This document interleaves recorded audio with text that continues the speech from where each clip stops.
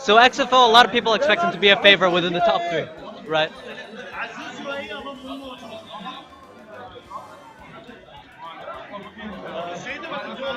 So XFO, for those of you who don't know, he means Lucario, right? We've said this before. XFO's playstyle is extremely interesting to look at, right?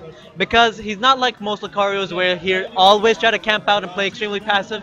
He'll still try to maintain an advantage and he stay at this percent where it's good enough to secure early kills, but he's not at a point where it's too risky, right? So you're talking about low rage, like 80%. Yeah.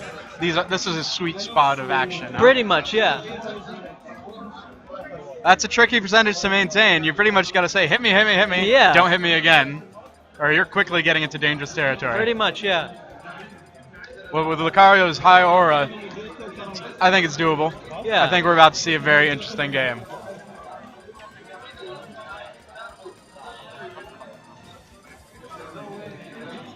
A sign of the times when you run out of space for nicknames on these consoles, right? Yeah.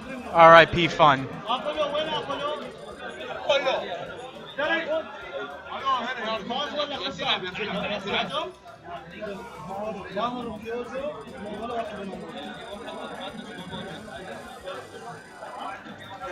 So let's talk about Kuwait for a second as a region, right? So Kuwait is extremely famous for being one of the strongest regions within our scene, right? They have at least 2 or 3 strong players. Yeah, Even they've compared got to everybody else. Yeah, they've got Ferris, they've got Demna, they have got Tyrant. I believe he still plays. I'm not too sure. There's Bad Apple as well, Great Falcon main, XFO, Scorpion, both in this tournament. So yeah, it's gonna be great to see some Kuwait representation. شباب انا بذكر الاسم مره واحده اللي ما بي بسوي لك ديسكواليفاي. Another roll call in progress. روح طبعا لحظه. So who's the other player playing against XFO again? What was his name? His name is Shamaloka, I think. Shamaloka. Shamaloka. It's gonna be a tongue twister. Especially with all this talk about Mlokhia, it was tripping me up big time.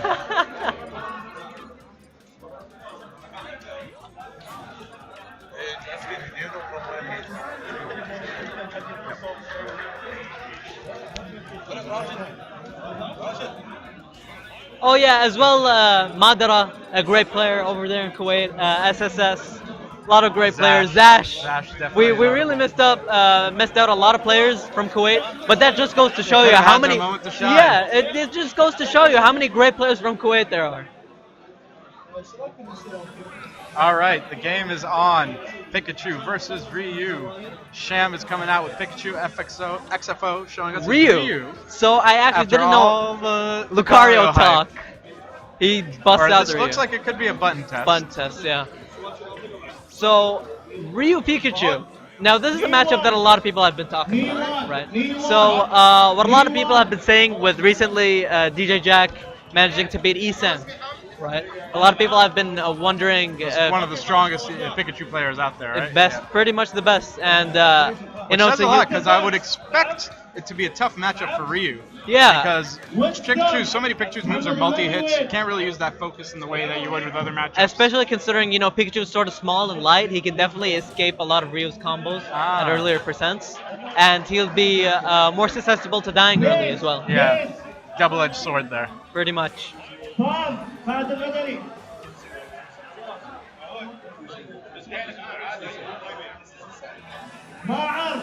So yeah, we're gonna hop right into the match. XFO busting out the white Ryu. Start out with a projectile, the Hadoken. Ryu showing us he cannot approach. Just because that was a head-on hit right from Pikachu, and nothing he could have done about it, really. Ooh, Heavy hits. Stringing in 2 strong forward airs together. I think that's going to be key to Ryu staying ahead, is trying to avoid all of Pikachu's multi-hits and also giving those strong hits as much as possible. Yeah, so the thing about Ryu is he doesn't really have solid approach options, right? What he mainly relies on is his opponents approaching, and then he, capitalize on them, exactly. And at this stage, Pikachu's in oh! And an Spoke too SD. soon. I was about to say that Pikachu was in a kill range Yeah. for Ryu. All he needed was a true Shoryu. But spoke too soon, and Pikachu just took his own life.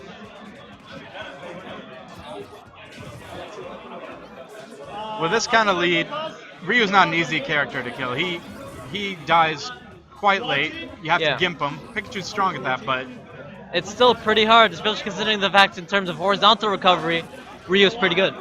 and his vertical recovery, like true Shoryu, can reach very high. Yeah. So you can recover from quite deep as Ryu.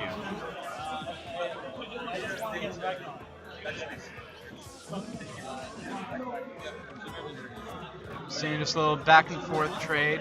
Pikachu's fearing for his last stock, so not doing anything too. And that's gonna be it. Risky. That's gonna be game. So the thing about XFO I realize about his playstyle is he plays a lot more defensive than he does offensive, right?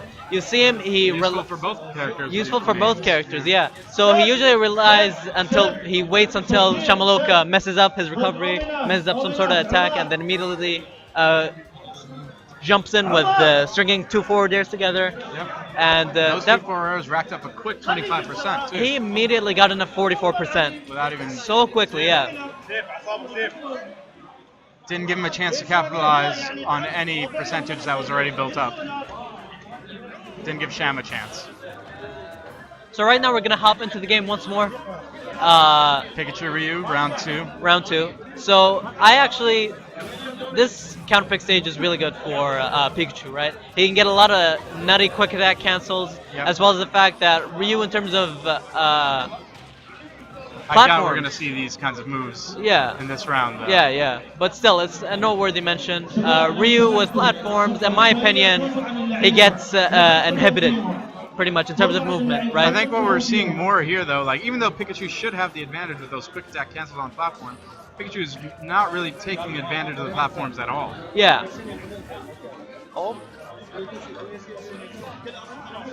And Ryu's definitely having a better time reading Pikachu's moves. And when I say Ryu and Pikachu, I mean XFO and Sham.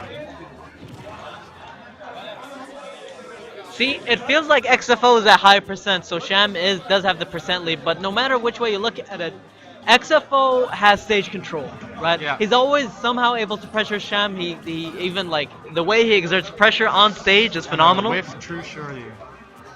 Though I don't think that was a true Shoryu, actually. Let's see. XFO's playing a bit defensive, trying to find an appropriate moment to bait a kill opportunity, but they're both just camping each other out, essentially. Oh, and that's gonna be a punish.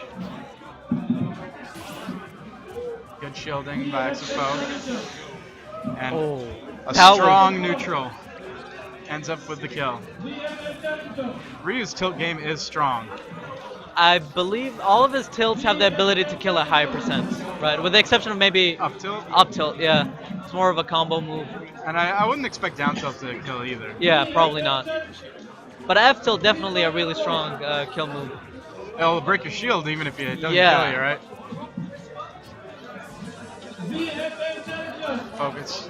Back and forth. Ooh. It was almost party time, but not quite. Shamaloka was able to break out of that combo real quick with the neutral air. Solid stuff. I gotta and say, he- I love that up tilt combo from Ryu. Yeah. I just call it party time. He's just up there, going.